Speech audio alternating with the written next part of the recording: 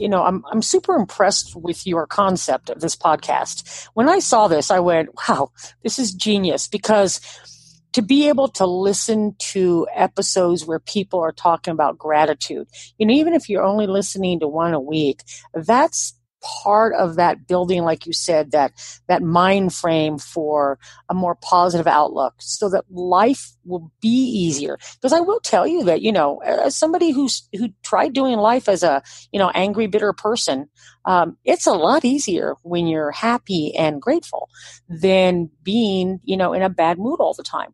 Welcome to the Gratitude Podcast on www.georgianbenta.com, where you'll hear a new story each week that will inspire more gratitude in your own life. Our mission is to inspire 100,000 people to discover how to feel gratitude and live a happy life through the amazing life stories of our successful guests and their actionable tips. And now, the host of our podcast, Georgian Benta. Hi, Gratitude Seeker. Welcome to a new episode of the Gratitude Podcast. Today, we have a really special guest. She has published more than 50 dog-related books and is an Amazon bestseller. Laura de la Cruz has been involved with dogs for 15 years, and her primary focus is herding. But I will let her tell you more about herself and her work, and afterwards why she's here and what we will all have to learn from her and from her experience. Laura? Hi, how are you? Everything's great out here in the middle of nowhere, New Mexico, I'm just saying. So it's a real honor to be on your podcast. Thank you for inviting me. So you want me to just kind of give you an update of who I am and where I'm coming from? Yeah. Okay. There was a time when I just had dogs, and I actually wasn't a dog person. And I tell people that there's really three kinds of people: people who don't have dogs, people who have dogs, and people who are dog people. And dog people are the people who consider their dogs to be part of the family. Their lives kind of revolve around their dogs just a little. And that's sort of how I live my life, and how I ended up where I am, actually. About 15 years ago, I got a border collie. And in the process of learning to work with this high drive dog, I got involved in herding and became a herding judge for the American Kennel Club and a herding judge for the American Herding Breed Association. And then moved out into the desert on 5 acres. And I have 20 sheep and 15 goats and 40 geese that we all work and practice and herd with. And we do herding trials here. And then I started writing a few books, but I did that after I got breast cancer 3 years ago. And when I was doing my recovery and doing my chemo and in bed, I ended up sitting in on a podcast webinar training that a gal did, the book ninja. Her name's Kristen Joy. She's really super smart and super talented. And she teaches you how to do these journals. So the next thing I knew, I was doing dog-related journals and started publishing and having a lot of fun doing that too. So here I am. I teach full-time at the college in Las Cruces, New Mexico. So I commute about an hour each way and listen to podcasts on the way now. And as a result of that, and like you, I decided to start a podcast, and I started that in January. And it's called the Leash Up Podcast. And it's for people whose dogs are part of the family. And, they sit on the couch with you and eat popcorn and visit. They're there with you, not chained up in the backyard somewhere. Mm-hmm. I think this is amazing. I've had an experience. I'm usually a cat person. But recently I had an experience with the dog of a friend. And she was so so friendly and so loving, and I just fell in love with it. And it was really an interesting experience. It really changed my mind regarding dogs. And you could feel her. You could see the fact that she's filled with love, and that she wants to be with you, and she wants to be there, and she wants to play. And I think this is amazing. Yeah. Well, and I think that dogs are the epitome of gratitude. They are grateful to everything you do for them, anything and everything. They don't care what it is. They're just grateful. Cats, maybe not so much. And I have a couple of barn cats, and, sure, they're grateful that I feed them, but I think mostly they think that they order me to feed them, and then I thusly feed them. But they're grateful for the dogs that are out there in the kennel building, because one of them they love and they go sleep with him. But dogs are always grateful. I mean, they approach life from such a state of gratitude that it's hard not to love that. Yeah, totally. They are like, for every single thing, they are so happy, and they are, ooh. Right? Yeah, totally. Exactly. I love that. I know that in your experience with cancer, gratitude has been very helpful. Do you want to say a few words about this? Sure. And I think that everybody has their own story when it comes to cancer. So I don't think that, mine is maybe that unique or that different or that common. I don't know.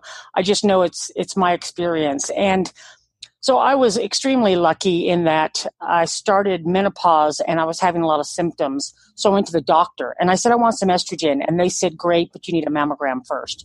And I went, yeah, sure, whatever. I've had those before. No big deal. Yeah, it was a big deal because I had 2 tumors that you couldn't even feel. They were like tiny, but we caught them early. So they immediately, rushed me, made me an appointment 5 hours away to see a surgeon. We did the surgery. I had a mastectomy. And then I had to go back and have another surgery to double check my lymph nodes. And then I did some chemo. And throughout that entire process, I learned that if you are blessed with people in your life that will stay by you during those difficult times, you can really learn what gratitude is. I'm extremely grateful to the people who went out of their way. Everybody from my nurse practitioner who was the one that helped diagnose it, to my friends and my family that were showing up with food and taking care of animals. I have a friend, his name's Kyle. He lives 4 hours away. And when I told him what was going on, and he's 30 years younger than I am, he's a young guy. He's working up north. He's got dogs. He's got family up there. He called me back and said, when do you need me there and how long do you need me? And I said, okay, could you come down for like 5 days and help take care of the dogs? He said, I'll be there. And he told me later that when he went to tell his parents, both his parents, and they're divorced, both his parents said, just tell us how long you need. We've got everything up here covered. They didn't even know me, but they said, you do whatever you need to go help her, and we've got this covered. So he came down and stayed for 5 days and took care of all the animals. My friend Joan, who lives about 30 minutes away, would stop by every morning on her way to work, feed and take care of animals, and then on her way back, stop and feed and take care of animals. She put in a lot of early mornings just coming over and helping out like that. And people who just give generously like that, you can't help but be grateful, because that level of kindness is, just unbelievable. It still, makes me, I can understand how people could be that kind.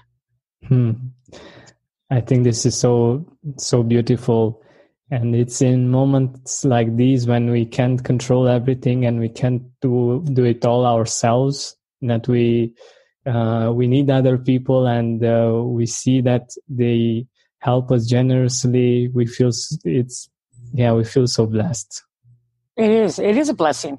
And the other thing I think, and this is one of the things that I kind of knew going up to that, but this sort of reinforced the whole thing for me, is I always found myself finding gratitude in the moment. So I would find myself stopping and going, I'm really glad I'm alive.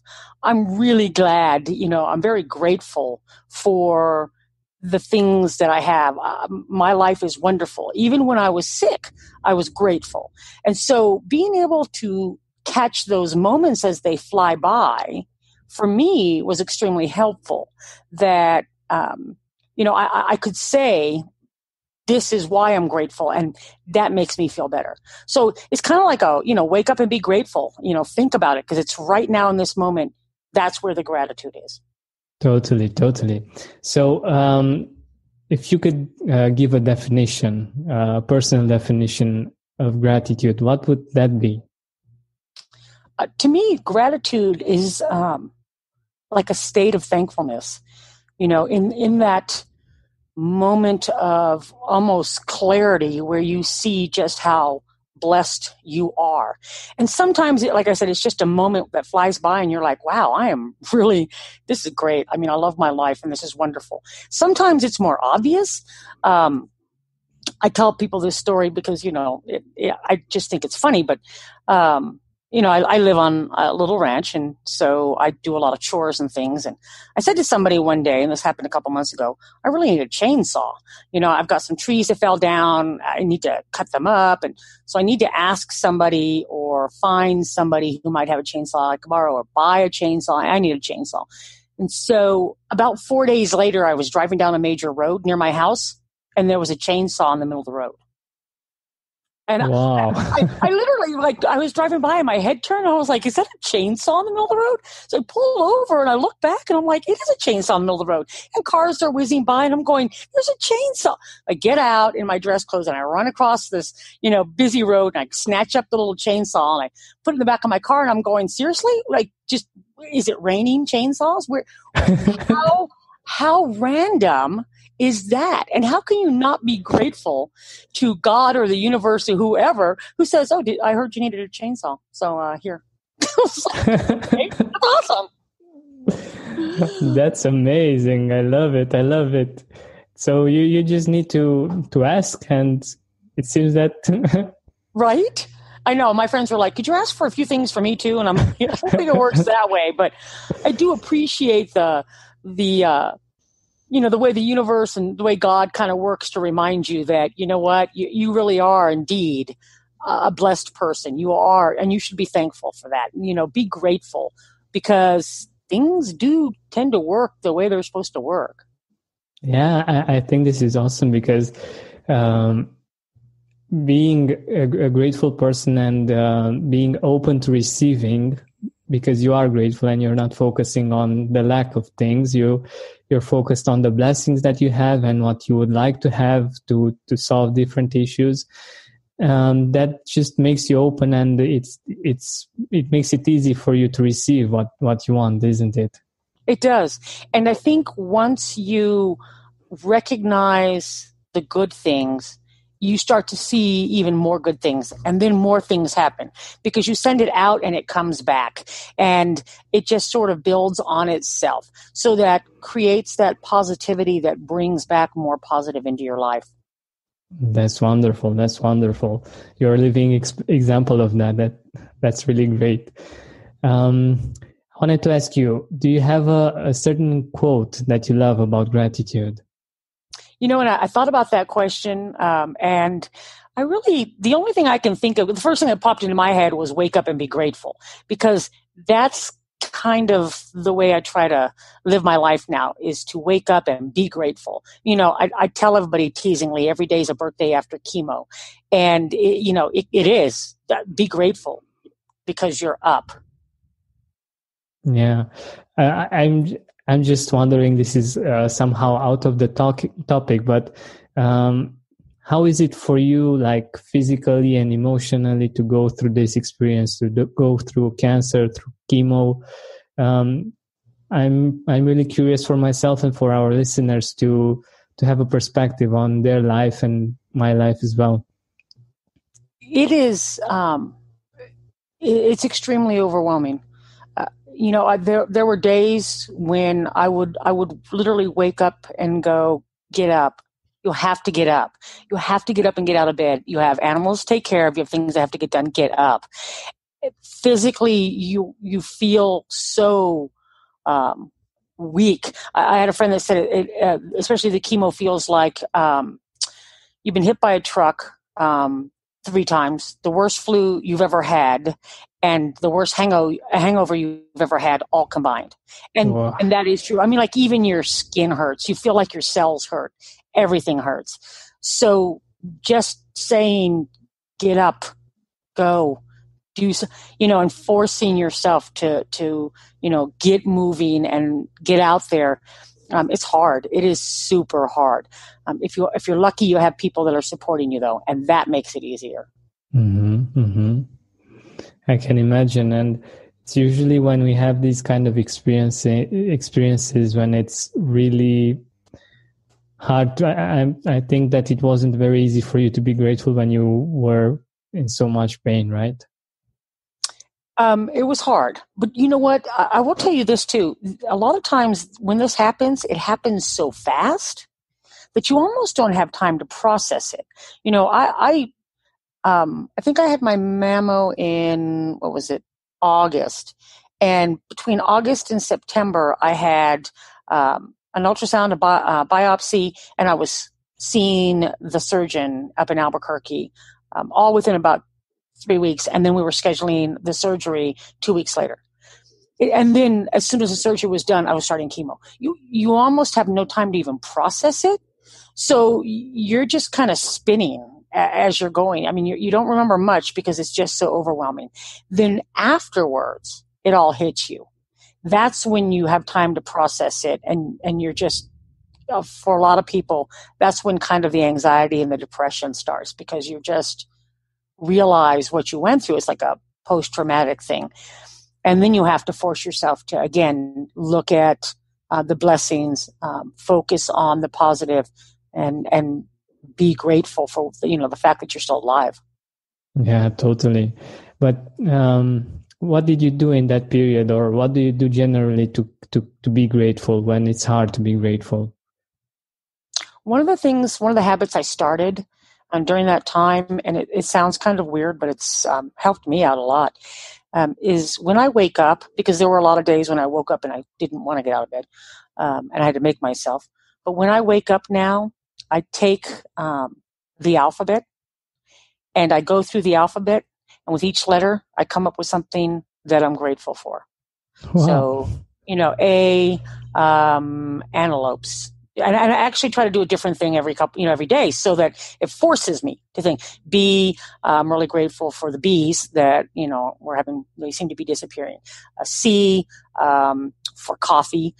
D, for dragons, if they existed. I'd be grateful for that too. So I go through, that's 26 things, if you're looking at the English alphabet, that you have to consciously think of.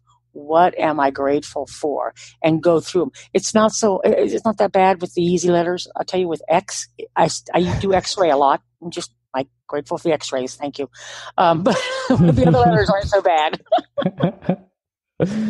Yeah, I can imagine. You really need to think about that. But isn't it hard, like in the morning when you think about all the chores that you need to do to have this habit as well? How do you do it? Oh, I do it in bed when I first wake up. So when I'm waking up, I'll sit there and wait for the sun to come up, and I'll do that in my mind. And then I get up and start taking care of animals and taking care of dogs, and I go out and train and get ready for work and do things like that.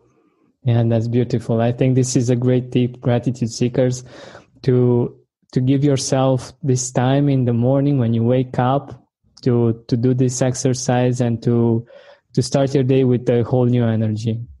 Yeah, it's extremely helpful. I have to say, you wake up, if you do that, you're extremely positive for the day, because you're just thinking, wow, it's a lot of things that are really good. Yeah, exactly. It's like 27 things each day. The beautiful thing about this is that it sets your mindset, and you get to see other things as well, because you search for them. Because in the morning when you woke up, you search for the beautiful things, and afterwards it becomes so natural to just see the beautiful things. Yep. Yes, it does. Yeah, I love it. So I'm guessing that I might be wrong, but I'm guessing that you weren't this grateful all the time. Like I don't know, maybe 10 years or 20 years ago. Yeah, it was, when I was growing up, and like a lot of people, I didn't have the best childhood, and life wasn't a bed of roses, and I struggled, and I was very angry for a long time until I realized I needed to get over that. So until I was probably in my 30s, I really didn't understand the value of gratitude, and even then, I wasn't as proactive about it as I have been in the last few years. And, I think that comes with age and wisdom. You get older and you realize, you've been pretty lucky. Things are pretty good. I mean, overall, life is great. Be grateful for that. Yeah, exactly. I can't say that with time, because I'm not very old, but yeah, I think this is amazing. The fact that you got to have this experience of gratitude and actually choose it, not like just do it because you should, because you actually live it and you actually feel it. And I think this is the most powerful way of doing gratitude.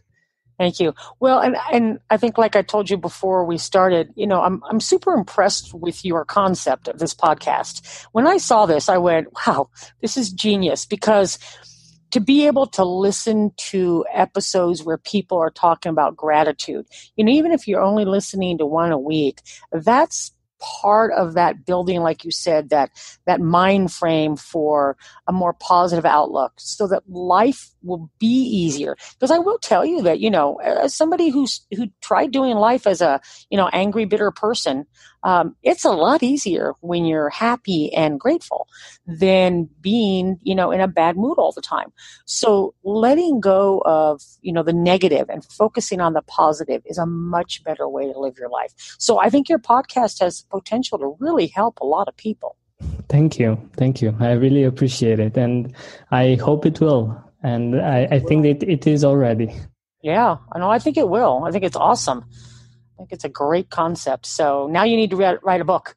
Yeah, totally. I am thinking about it, of course. Good.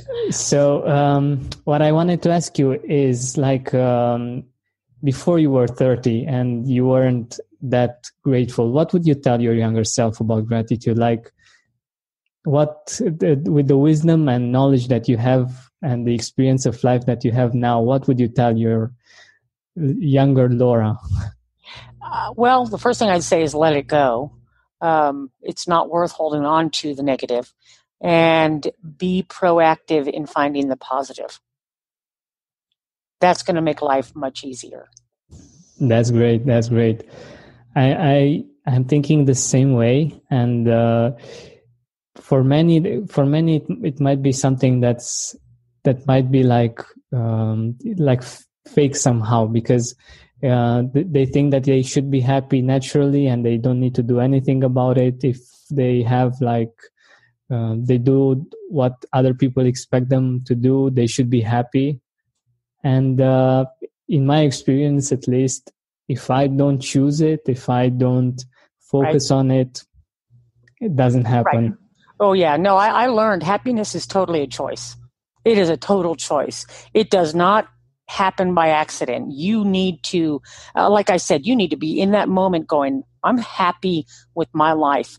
And I get those moments regularly, and I have since I changed away from the anger, where, I'll just be doing something and all of a sudden I'll be thinking, yeah, I love my life. I have a great life. Somebody else might think it's not that awesome, but for me, it's perfect. But it helps that I'm doing what I love, and, and that I've worked to become a more positive person. Yeah. I think this is the way to go, actually. Yeah. I agree. And I think that having all of those dogs really helps. Like, they are teaching you gratitude each day, I think. They are. Yes, definitely. And then they break your heart and leave you because, they can't live for forever. But yeah. there's gratitude in that too. When you lose a dog, it can be extremely hard. And I've lost 3 since I got cancer. So It's been tough. But I'm so grateful they came into my life. But I think it's also a great reminder of the fact that we need to enjoy the moments that we have, and realize that it's not going to be forever, and this is all we have, actually. Right. That is exactly it. Yeah. Enjoy the moment. So, do you want to mention a few people in your life that you are grateful for? I'm very grateful to my sister, Helen, both my daughters, Danielle and Rochelle, and like I said, my friends, Carrie, Joan, Kyle. There's just been a whole bunch of people who have been there for me. I'm very grateful for my job, for having the opportunity to be able to write books and live where I want and do a podcast. My grandchildren in particular, Brooklyn and Paul Anthony. Brooklyn and I are starting a podcast this summer on New Mexico. So it's going to be called Enchanted New Mexico. And her and I are going to travel around New Mexico and interview people in weird, wacky, fun places doing weird, wacky, fun things. She's 13. So we're going to have a lot of fun. And I'm very grateful to have that opportunity. Oh, that's so cool. Yeah, that should be a lot of fun. Yeah, I love it. I love it. Great project. All right. So, do you have a certain book that has helped you in your life, in your experience? Not really. I think like you, I probably have 1,000 books on my Kindle, and I read books all the time. So I go through a lot of books. I started listening to Joel Osteen, and a lot of people don't like him, but I'm going to say that what I do like is he talks a lot about gratitude. And so some of his books have been particularly helpful. Mm-hmm. My sister kind of gave me some of his CDs, and I listened to them. And I like people who focus on gratitude and positivity, and that helps a lot. Totally. Mm-hmm. And your books, what are your books about? Tell us a bit. Well, under my name, I write a lot of the Leash Up's 101 Reasons I Love My Border Collie, Briard, whatever dog you have, and I'm working on more of those. I also have written a couple of journals under a pen name, Lana Dune, which is like the Cancer Gratitude Journal, because I really felt like one of the things you needed to do was start focusing on the things you were thankful for. So I do some health and wellness journals under that name, Lana Dune. And, the panic attack journal, the migraine tracking journal, some of those health journals, just some mantras for meditation, thankfulness journals and gratitude journals that I've done under that pen name. That's wonderful. And where can people find you? Where can people see your work? All of my books are up on Amazon, and they can find them there. They can go to the Leash Up podcast, which is already being produced, and they can tune into the Enchanted New Mexico podcast when we get that started in a few weeks. And we have, I'm on Google, on Gmail. So if you want to reach out to me at leashupdogtraining.com, you can find me there too. Awesome. Thank you very much for being here with us and for sharing all this wisdom. I loved having you on. Thank you.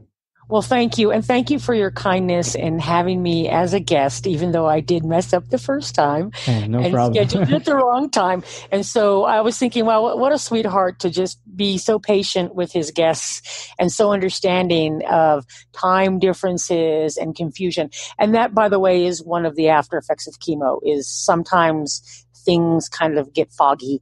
They call it chemo fog. And I still have that. So your kindness and generosity and being patient with me, I'm very grateful for. Thank you. Thank you. I really appreciate it. Thank you. Thank you for listening to our weekly podcast. Help us reach our goal of inspiring 100,000 people by sharing this podcast with your loved ones, with your Facebook friends. And if you loved this episode, please write a review on iTunes. Search for the Gratitude Podcast.